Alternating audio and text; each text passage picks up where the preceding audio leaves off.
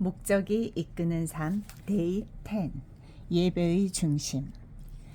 또한 너희 지체를 불의의 병기로 죄에게 드리지 말고 오직 너희 자신을 죽은 자 가운데서 다시 산 자같이 하나님께 드리며 너희 지체를 의의 병기로 하나님께 드리라.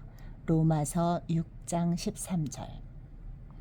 예배의 중심은 하나님께 나를 드리는 것이다. 항복이라는 말은 복종이라는 단어만큼 사람들이 싫어하고 인기가 없는 단어다. 그것은 패배를 의미하며 그 누구도 패배자가 되고 싶어 하지 않는다.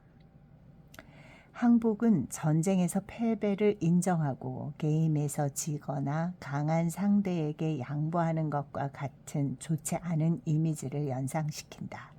그 단어는 항상 부정적인 문맥에서 사용된다. 예를 들어 체포된 범죄자는 치안 관계자들에게 넘겨지다라고 표현한다. 오늘날의 경제적인 문화 속에서 우리는 노력하고 시도하는 것을 멈추지 말고 절대 포기하지 말고 절대로 항복하지 말라고 배웠다. 그래서 우리는 항복이라는 것에 대해 많이 듣지 못했다. 만약 승리가 모든 것이라면 항복이라는 것은 생각할 수조차 없는 것이다. 우리 또한 양보하고 맡기고 순종하고 항복하는 것보다는 승리하고 성공하고 극복하고 정복하는 것에 대해 이야기하는 것을 더 좋아한다.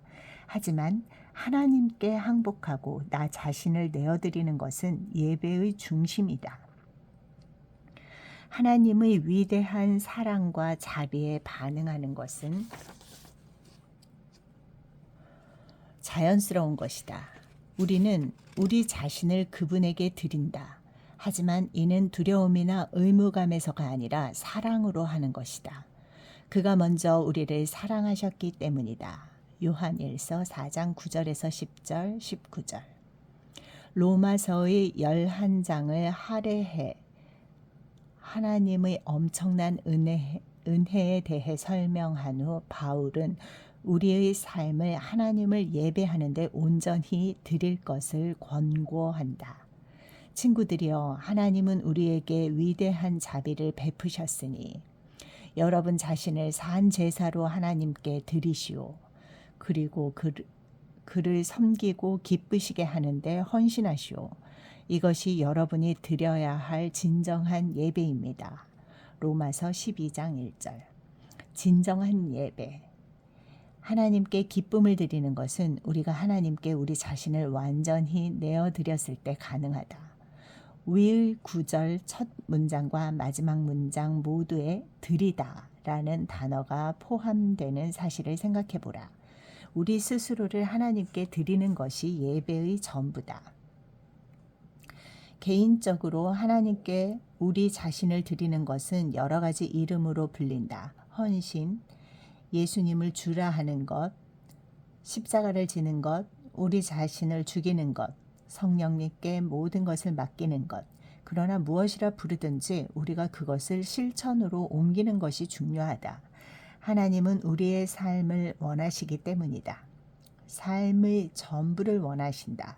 95%로는 절대로 충분하지 않다. 우리가 완전히 하나님께 삶을 드리는 것을 방해하는 세 가지 요소가 있다. 두려움, 자만, 그리고 혼란이다. 우리는 하나님이 우리를 얼마나 사랑하시는지 깨닫지 못하고 우리의 삶을 스스로 통제하기를 원하며 항복한다는 것에 대해 오해하고 있다. 내가 하나님을 신뢰할 수 있을까? 신뢰는 하나님께 항복하는 것, 나 자신을 내어드리는 것의 주요 요소다. 하나님을 신뢰하지 않으면 우리 자신을 드릴 수 없는데 이와 더불어 알아야 할 사실은 하나님을 더 잘 알기 전에는 그분을 신뢰할 수 없다는 것이다. 두려움을 가지고 있을 때에는 우리가 하나님께 항복할 수 없지만 사랑이 그 모든 두려움을 없앤다. 하나님이 우리를 얼마나 사랑하시는지 깨달으면 깨달을수록 우리를 하나님께 내어드리는 것은 더 쉬워진다. 하나님이 우리를 사랑하신다는 것을 어떻게 알 수 있는가? 그분은 우리에게 많은 증거를 주신다. 하나님은 우리를 사랑한다고 말씀하신다. 시편 145편 9절. 그분은 우리에게서 눈을 떼지 않으신다. 시편 139편 3절. 그분은 우리 삶의 아주 작은 부분까지 돌보신다. 마태복음 10장 30절. 그분은 우리가 모든 기쁨을 느낄 수 있도록 능력을 주신다. 디모데전서 6장 17절. 그분은 우리의 삶을 위한 좋은 계획을 가지고 계신다. 예레미야 29장 11절.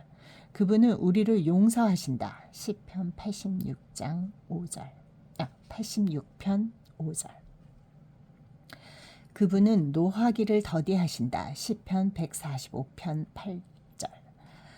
하나님은 우리가 상상하는 것 이상으로 우리를 사랑하신다. 이것을 가장 극적으로 표현한 것이 하나님이 우리를 위해 당신의 아들을 희생하신 것이다.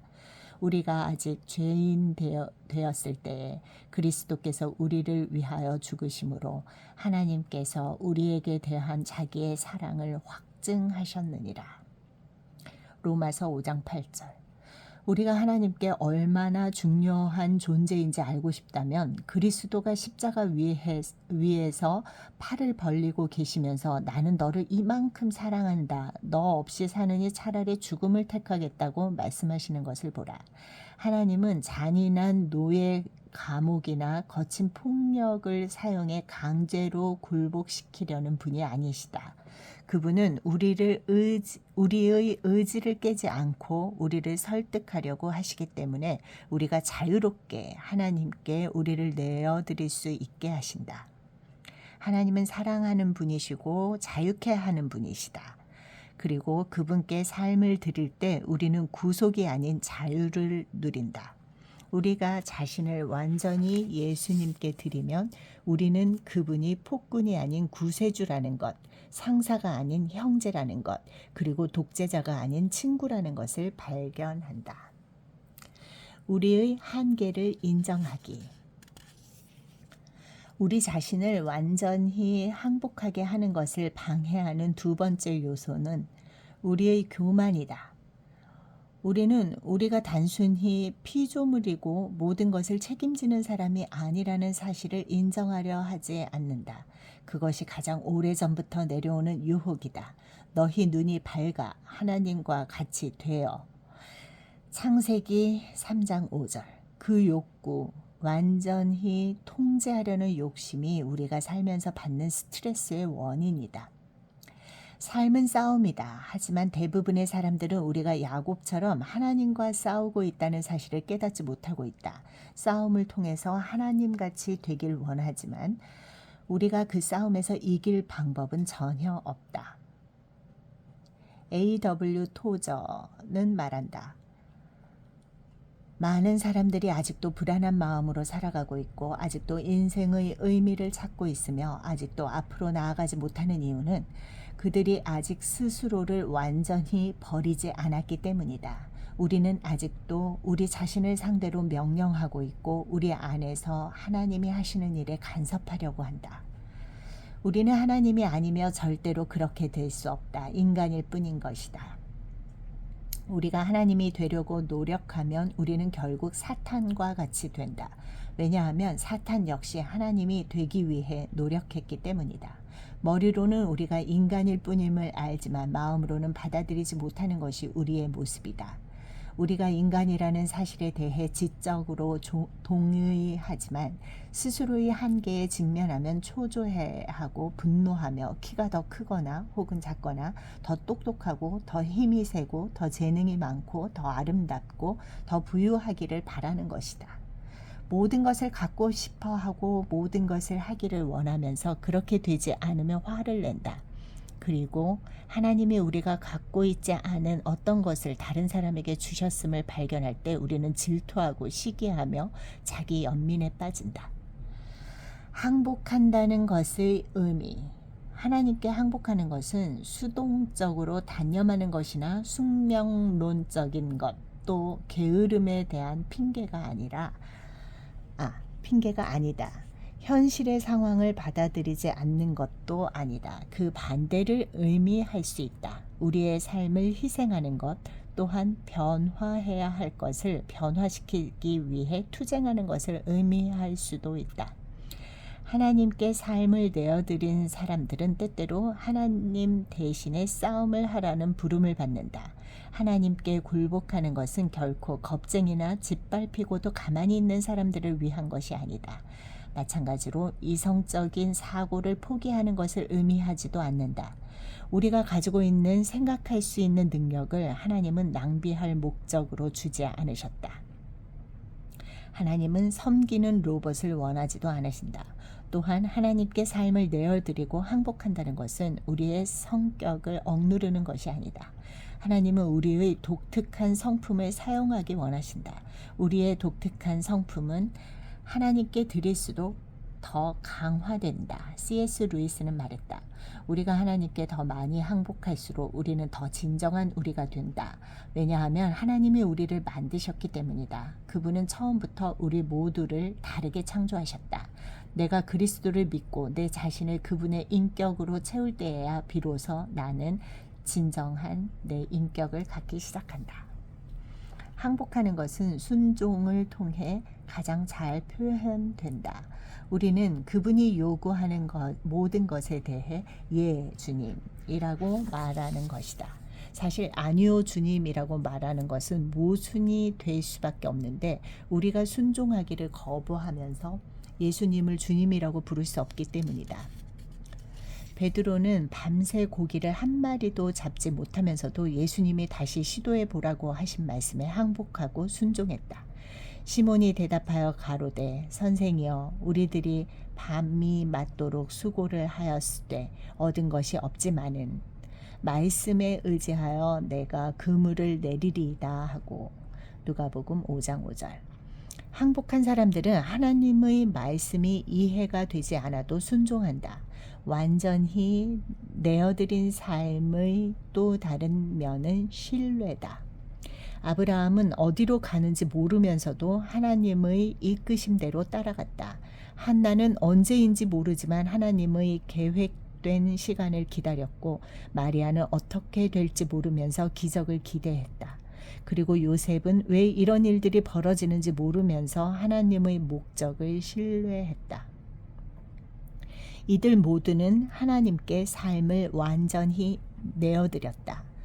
우리가 다른 사람들을 주관하거나 우리의 생각을 강요하고 상황을 통제하려고 애쓰는 것 대신에 모든 것을 하나님께 맡길 때 우리는 하나님께 항복했음을 알 수 있다.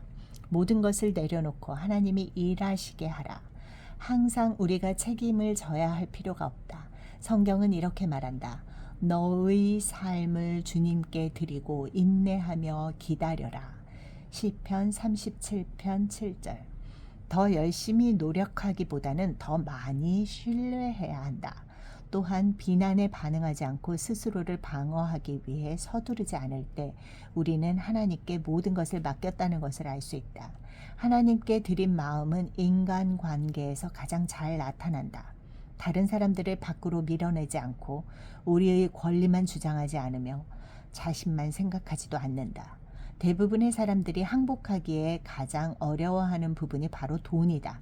많은 사람들은 생각한다. 나는 하나님을 위해 살고 싶다. 하지만 나는 또한 돈도 많이 벌어 편안하게 살고 은퇴하고 싶다. 그러나 은퇴는 하나님께 항복한 삶의 목표가 될 수 없다. 왜냐하면 우리 삶의 최대 관심인 돈과 하나님 사이에서 우리가 왔다 갔다 하기 때문이다. 예수님은 너희가 하나님과 재물을 겸하여 섬기지 못하느니라. 마태복음 6장 24절라고 말씀하신다. 그리고 네 보물 있는 그곳에는 네 마음도 있느니라. 마태복음 6장 21절라고 말씀하신다. 스스로를 항복하며 내어드린 가장 훌륭한 예가 바로 예수님이시다.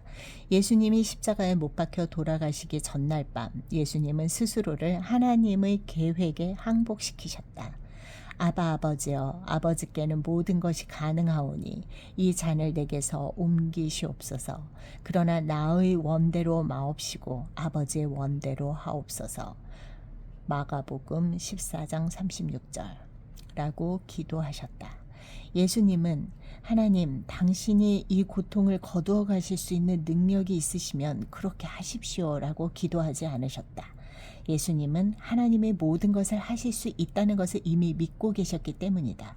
대신 이 고통을 거두는 것이 당신을 위한 것이라면 그렇게 하십시오. 그러나 이 고통이 당신의 목적을 이루는 데 쓰인다면 저 역시 그것을 원합니다. 라고 기도하셨다. 진정한 항복은 아버지, 만약 이 문제, 이 고통, 이 아픔 혹은 이 상황이 당신의 목적과 영광을 위해 필요하다면 거두지 마옵소서라고 말하는 것이다. 이 정도로 성숙하게 되는 것은 쉬운 일이 아니다. 예수님은 피땀을 흘리실 정도로 고민하셨다. 삶을 항복하며 내어드리는 것은 힘든 일이다. 우리의 경우에 그것은 우리의 자기 중심적인 본성과 싸우는 치열한 전쟁이다. 항복의 축복. 성경은 우리가 하나님께 우리의 삶을 온전히 내어드릴 때 누리는 복에 대해 명확하게 이야기한다. 첫째, 우리는 평화를 경험하게 된다. 너는 하나님과 화목하고 평안하라. 그리하면 복이 네게 임하리라. 욥기 22장 21절. 둘째, 우리는 자유를 경험하게 될 것이다. 하나님께 감사하리로다. 너희가 본래 죄의 종이더니 너희에게 전하여 준 바 교훈의 본을 마음으로 순종하여 죄에게서 해방되어 의에게 종이 되었느니라. 로마서 6장 17절에서 18절. 셋째, 우리 삶 속에서 하나님의 능력을 경험하게 될 것이다. 집요한 유혹과 어려운 문제들을 그리스도께 맡길 때 그분의 능력으로 모두 해결받을 수 있다.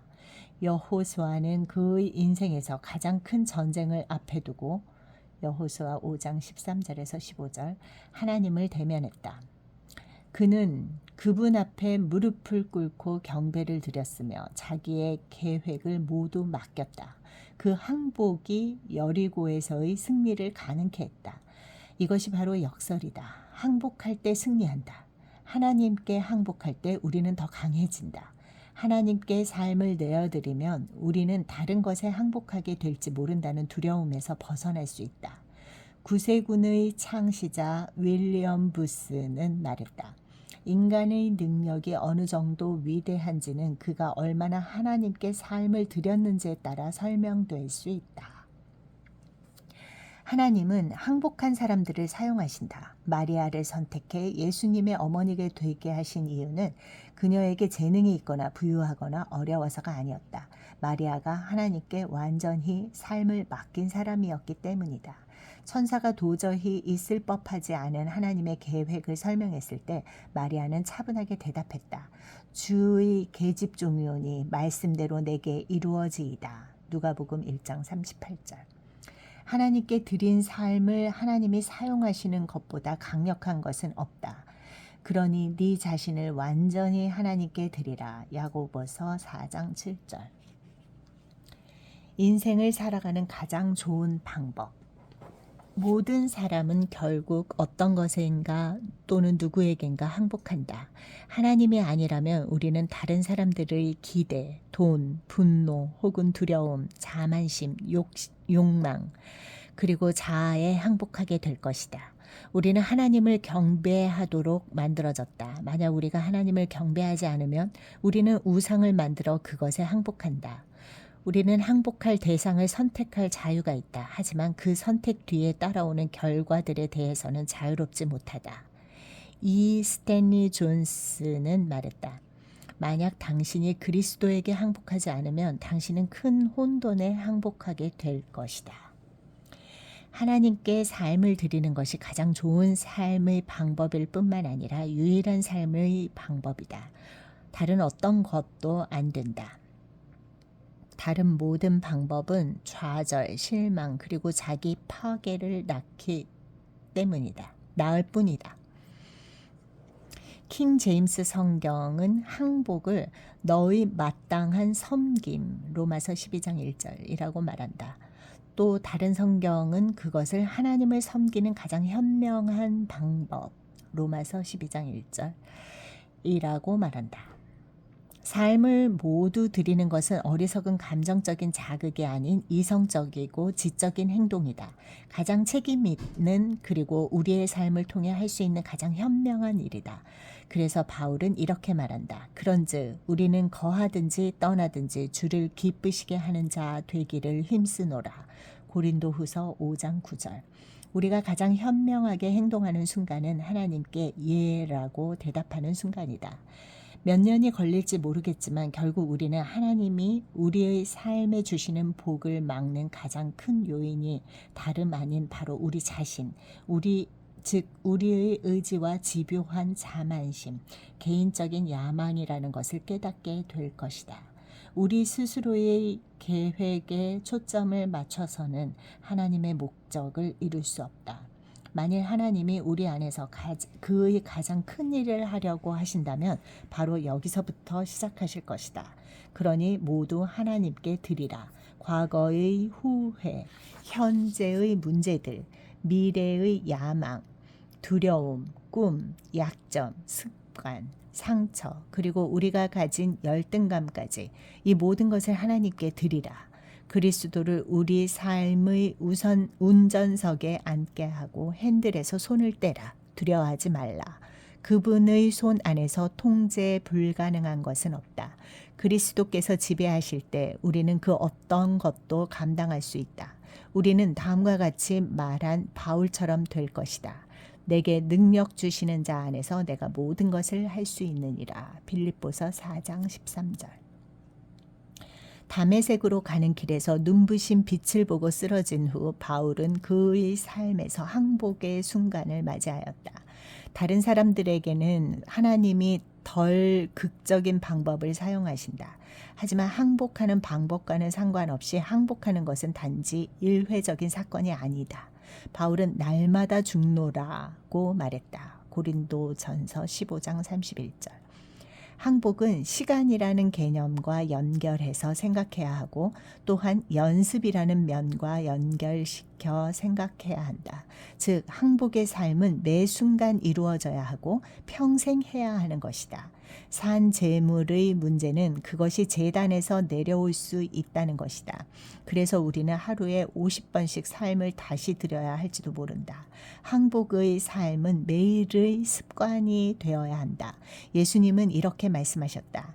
만약 나를 따르려 한다면 자신들이 원하는 것을 모두 버려야 한다. 나를 따르기 위해 매일매일 자신들의 삶을 기꺼이 포기해야 한다. 누가복음 9장 23절. 한 가지 경고하고 싶다. 우리가 완전히 항복한 삶을 살기로 결심할 때 그 결심에 따르는 시험이 있다. 때로는 그것이 불편하고 사람들이 좋아하지 않으며 비용이 많이 들거나 불가능해 보이는 일을 하게 되는 것을 의미할 수도 있다. 하려고 마음먹은 것이 정반대의 것을 하게 되는 경우도 있다. 대학생 선교회의 창립자로 20세기의 가장 위대한 크리스천 지도자 가운데 한 사람은 빌 브라이트다. 전 세계에 있는 선교회 회원들과 사형리 소책자 그리고 10억 명이 넘게 본 영화 예수를 통해 1억 5천만 명 이상의 사람들이 그리스도에게로 돌아왔고 이들은 천국에서 영원한 삶을 누리게 될 것이다. 어느 날 내가 빌에게 이렇게 물었다. 빌, 왜 하나님이 당신을 사용하시고 당신의 삶에 그렇게 많은 복을 주시는 걸까요? 그는 이렇게 대답했다. 젊었을 때 나는 하나님과 계약을 맺었네. 나는 직접 계약서를 쓰고 밑에 서명을 했는데 거기에 바로 이날부터 나는 예수 그리스도의 종이다 라고 썼다네. 당신은 그런 계약서에 서명을 했는가? 아니면 아직도 당신의 삶을 통해 하나님이 원하시는 것을 하려고 하실 때 하나님과 논쟁하고 싸우고 있는가? 이제는 모두 내어드릴 때다. 하나님의 은혜, 사랑, 그리고 그분의 지혜에 모두 항복해야 할 때다. 데이 10. 내 삶의 목적에 대하여 생각할 점. 예배의 중심은 항복이다. 외울 말씀. 너희 지체를 의의 병기로 하나님께 드리라. 로마서 6장 13절. 삶으로 떠나는 질문. 나는 삶의 어떤 부분을 하나님께 숨기고 있는가?